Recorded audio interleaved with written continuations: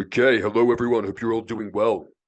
This is a video that I have been excited to make for quite some time now. And the reason why I am so passionate about this topic is because I see anxiety popping up all the time.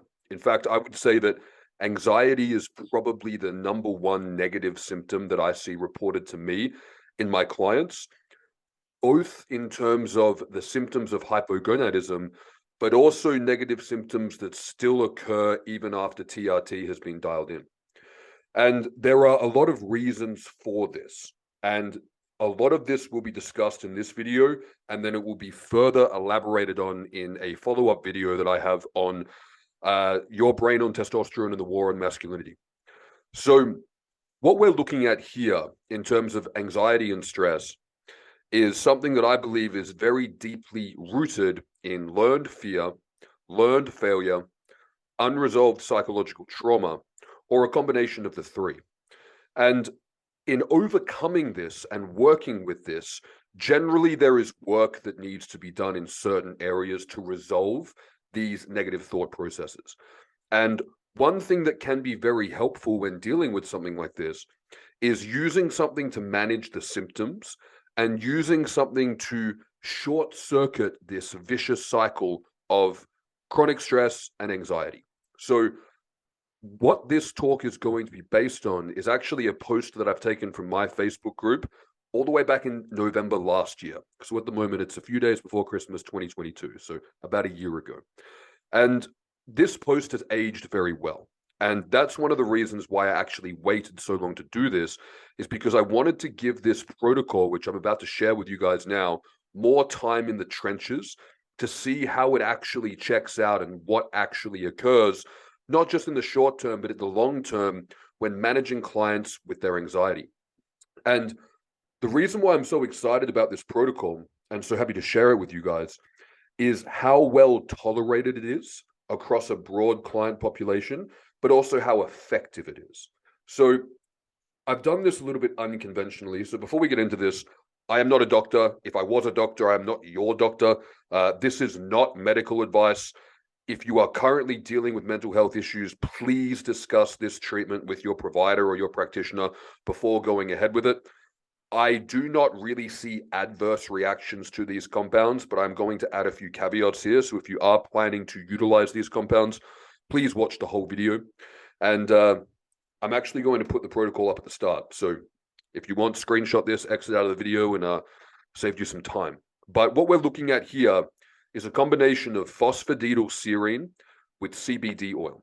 And I'm going to get into a few of the nuances here, but what I would like to say before we get into this further is that this protocol is not going to fix or resolve the underlying root cause of anxiety. Anxiety cannot be fixed with a pill or with a supplement. I'm very sorry to burst people's bubble with that. And what these supplements are effective for, however, is making the symptoms and negative thought processes attached to chronic stress, learned fear, or generalized anxiety more manageable so that the work can be done to overcome this and to rebuild your mind to be able to be more resilient and more effective in dealing with stress. And most of the things that need to be done to work on this happen in practices, happen in learning to resolve whatever the underlying root cause was, which could be a trigger event, it could be a chronic thought process, which needs to be resolved by improving resiliency, improving capacity. There are so many different things that can cause people to go through life stressed and afraid and fearful. And what this supplement protocol is doing is it's not numbing or sedating or taking any of the real things that happen to a man away from him. All it is doing is modulating the pathways by which the stress response occurs. So we've got phosphatidylserine at 300 to 600 milligrams. We've got a broad spectrum CBD. And before we get further into this, so when I say broad spectrum, for those who aren't aware, there's typically three types of CBD that we will work with, or that I will work with. You've got an isolate, which is just pure CBD. You've got a full spectrum, which is CBD plus all the trace cannabinoids, including trace amounts of THC. And then you've got a broad spectrum, which sits in the middle.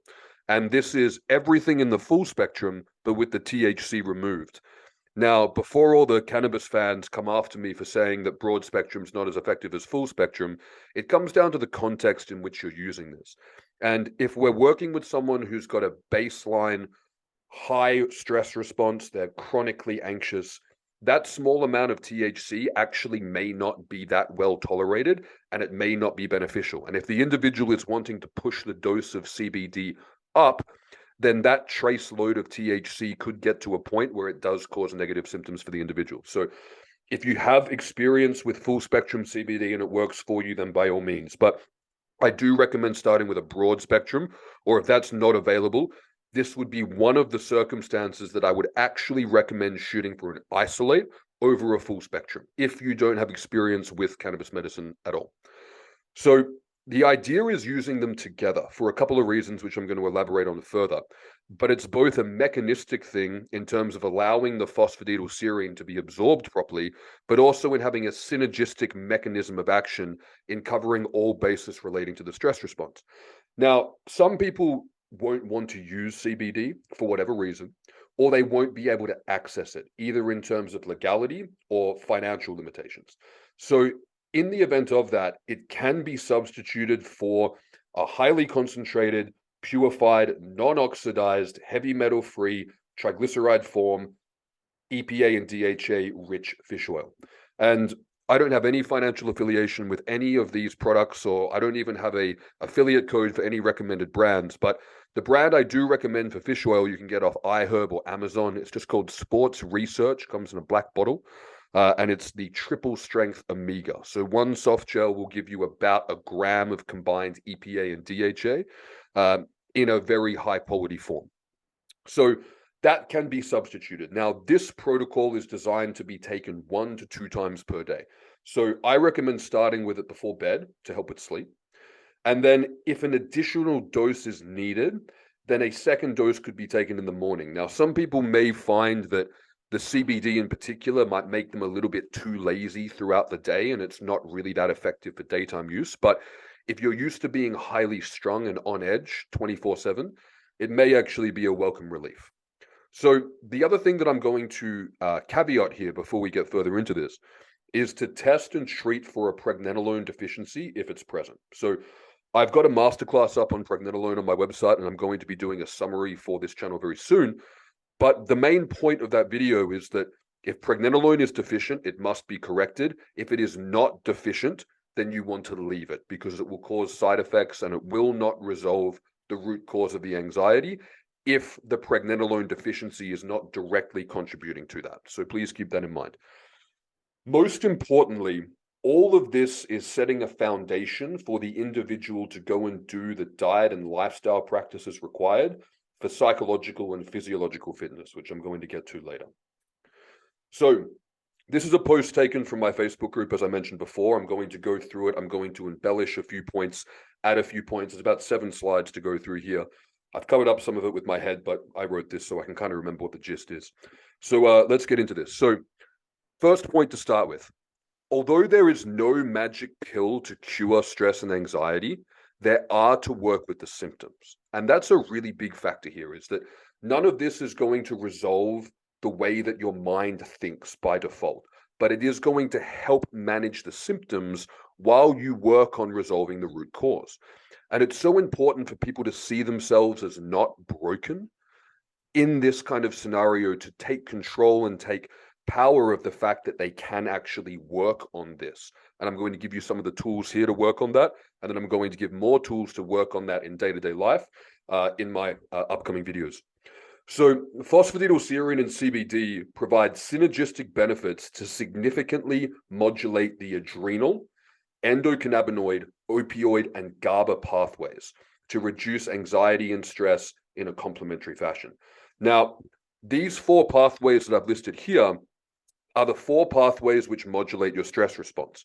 So we've got the opioid and the GABA receptors, which are sedative, relaxing, and make an individual feel calm and at ease and have anti-inflammatory effects, as well as the endocannabinoid system, which modulates not only a variety of physiological functions, but also a variety of neurological functions. So modulating these receptor pathways can help to put the brakes on the way that the mind works. Also, modulating the adrenal response to stress is very important because when we're dealing with a stressor, whether it's a physical stressor, such as you're getting chased by someone with an axe, or a psychological stressor, maybe thinking about something where maybe you failed in front of someone or you embarrassed yourself in front of someone whose opinion you held in high regard. These things will trigger a similar physiological stress cascade in the body because the brain is blind between an objective stressor and a subjective stressor. So phosphatidylserine sensitizes the body to cortisol, reducing activation of the adrenal glands both at rest and in response to physical and psychological stress. It is a fat-soluble form of the amino acid serine, and it is a conditionally essential amino acid to the body and is contained in large amounts in animal foods such as brain and skin, although it is found in regular meat as well. CBD is an anti-inflammatory, non-psychoactive cannabinoid. CBD will increase levels of anandamide by actually decreasing its breakdown into arachidonic acid. And it's an endogenously produced endocannabinoid, which improves mood and reduces inflammation and stress. It also enhances the sensitivity of the opioid receptors and increases signaling of GABA A, which is a target of popular, less healthful choices like benzodiazepines, alcohol, as well as other relatively healthful choices. Most botanicals which work on sleep and stress work on the GABA A system, such as ashwagandha. Lemon balm is another example as well. Phosphatidylserine requires omega fatty acids to enter the brain, which are rich in CBD products as they contain hemp oil. So originally, phosphatidylserine was actually derived from bovine brain, but due to mad cow disease, there were some legalities around using it as a supplement. So phosphatidylserine supplementation switched over to soy and sunflower extracts. Now, before people worry about the soy thing, I have mentioned a brand here where the phosphatidylserine is so far removed from the soy that it doesn't have any of those phytoestrogenic properties that people may be concerned about. So when they looked at the phosphatidylserine in isolation, it actually didn't do anything. But what the researchers concluded was it was the lack of omega fatty acids which was preventing it from actually reaching the brain. And in practice, working with so many people on this and not having any financial incentive to flog people this supplement, I can say that this supplement does work extremely well for the desired effects if it is combined with either a meal that is rich in omega fatty acids or taken with hemp oil or a fish oil supplement. Krill oil would also work. Now, as this is a conditionally essential nutrient for the body, these compounds work with you, not on you. And that's a very important point to be making here, is that if you're anxious and you're dealing with chronic stress, you're dealing with insecurities, you're dealing with fear as you go through life, becoming reliant on a pill or a supplement to null that and to numb you to that signal isn't resolving the root cause. And arguably, it could be making things worse long term because you're muting the signal that is making you uncomfortable to push you towards change. So what we're doing here is we're taking a supplement that it will modulate the stress response of the body to allow you to better go out and participate in activities such as martial arts, learning meditation, learning to face the things that you are afraid of, or learning to become more competent in the areas that you're insecure about so that you can overcome these things. It's like making these things on easy mode, but it doesn't do that for you. So it's giving you something in your corner like a crutch to help you do the things that you need to do and help you change the way that you respond to things to be able to overcome this pathway. So for this reason, these compounds are very, very well tolerated. And I've said in this post that 99% of people will tolerate these compounds extremely well. And over the years since I've made this post, I can say that that checks out relatively well. I have seen one or two people not react well to phosphatidylserine. Particularly, they find it stimulating if they take it in the evening, but they do still get the benefits taking it in the morning. What I did see with the CBD was that, and this is why I've shifted my recommendation more towards the isolates or the broad spectrum when dealing with anxiety, is that the trace THC was not that well tolerated in individuals which did have that underlying issue with anxiety and stress, particularly if the dose was pushed up. So while it wasn't an issue with the lower doses, when the clients are wanting to take more CBD to get more benefits from it, they did find that that trace amount of THC actually caused a paradoxical stimulation in higher doses. So the downside of these compounds, and the point to add here, is price and availability, particularly for CBD. So if anxiety and stress is holding you back in your life, you shouldn't be fazed by spending $5, and I've set up to $20 per day here, but in reality, you're really looking more like $10 a day. So one thing that I've said simply here is just redo your budget around this. If you're going to give this a trial and you're going to be serious about doing these interventions, the other things such as therapy, a martial arts coach, other tools that you may need to overcome this are going to be more expensive. So this is a good foundation to base your treatment around, but I have made some budget recommendations at the end where you can shift the ratios of each supplement more in favor of a budget-friendly option, which would be less CBD, using the minimal effective dose of CBD, and using more of the phosphatidylserine.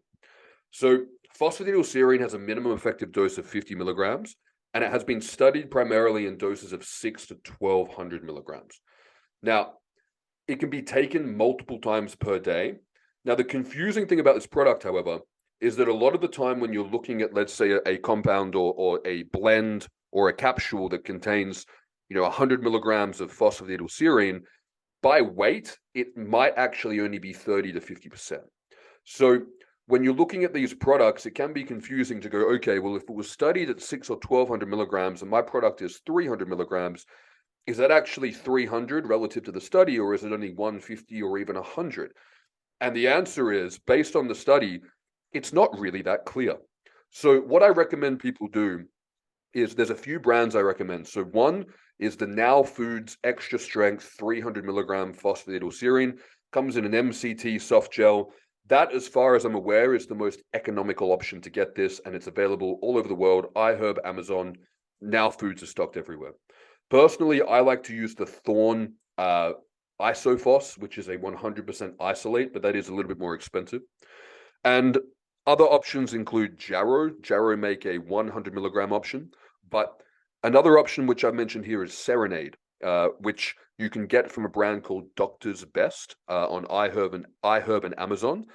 And that is a premium form of phosphatidylserine in a lower dose. So if you want to try under 300 milligrams, go with Serenade. If you want to try a higher dose off the bat, which I would recommend for most decent-sized men, is go for the 300 milligram one from Now Foods. Now, study doses are assuming that the product is 100% phosphatidylserine, but when I actually went back and reviewed the studies, it wasn't actually that clear. So I have found that in practice, which is the most important thing is not what the studies say, it's what actually happens in day-to-day life, because studies are tools which allow us to get an understanding of what happens in the real world, and that's what their purpose is. And in practice, I have found that the 300 milligram soft gel, a single one of those is a good starting dose, whereas a good high dose is a 600 milligram. So 2 of those soft gels. I have found that diminishing returns will occur beyond this dose, but it is still effective to go up to higher doses if needed, such as 1200 milligrams.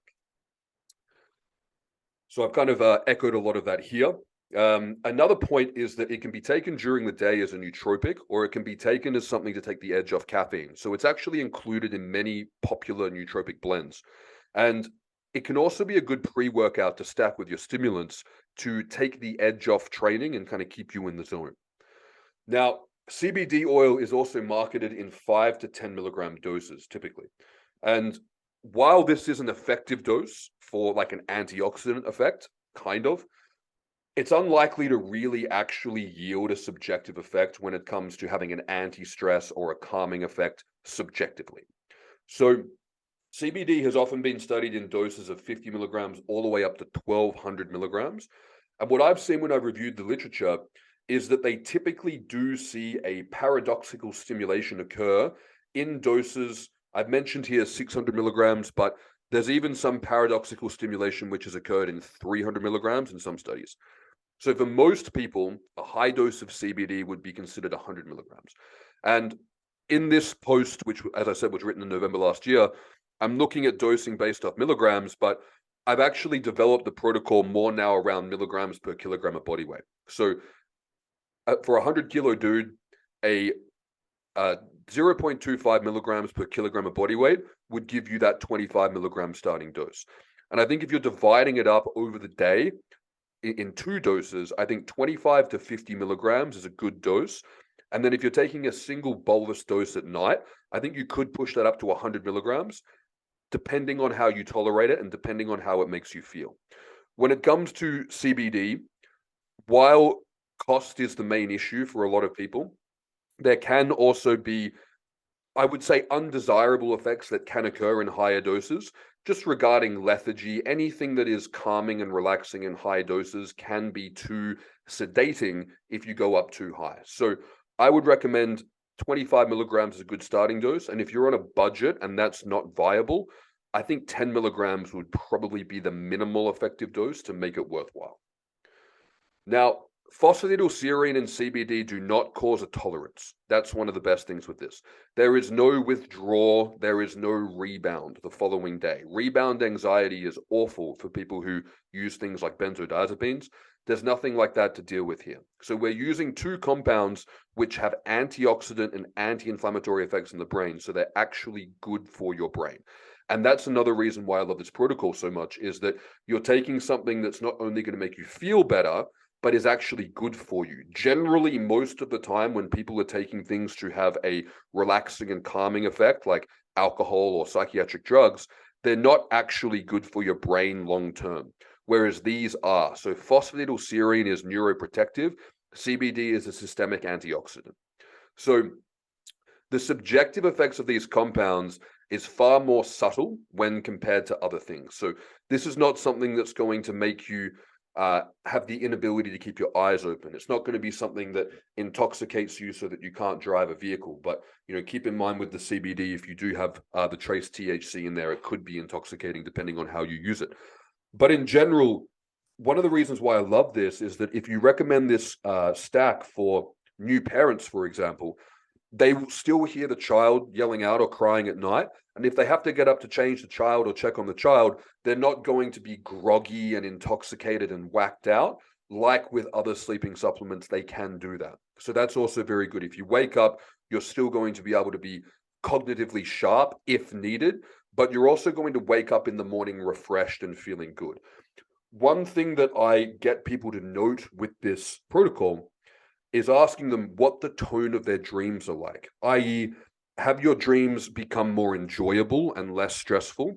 And also, are you getting more erections throughout the night and in the morning? So more nocturnal erections and more morning wood. This is a good sign that stress response during the evening is being reduced, which is a great thing to be looking for. And also, people who are dealing with anxiety and stress can often be tortured by their dreams. So to be able to have the dreams be more not only therapeutic but enjoyable can actually lead to a much better night of rest. And we often see the sleep score also improve with this significantly, while a lot of sleep supplements might act like a chemical brick to the head. So they'll put you out, but your sleep cycles aren't actually improved. They could be detrimented, such as too much deep sleep, not enough REM, and then that could impact memory consolidation as well. So these reduce baseline stress levels 24/7. And this means that we're going to be looking at an acute effect, but also a chronic effect. So what's going to happen over the weeks and months when you are experiencing less stress, both in just response to things going on, but also at rest. So you're going to be able to rest and recover better. You're going to be able to switch off more when you want to switch off. And then when the stresses do come up, you're going to be able to manage them and deal with them better. And this can act as a head start in doing the work that needs to be done to be able to get to a place where you don't need supplements like this. And that's where I really recommend that people get into learning martial arts, improving their physical fitness, and also doing mindfulness meditation to be able to actually work on their stress response and look internally and assess, how am I reacting to things and how can I take control of this response?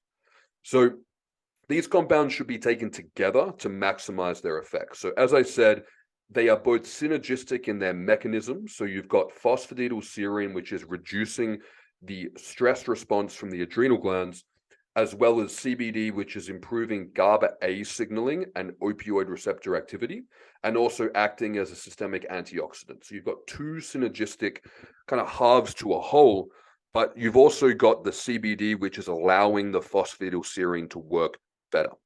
So these compounds can also be combined with other synergistic things like magnesium, magnolia bark, theanine, lemon balm, glycine, ashwagandha if it's tolerated.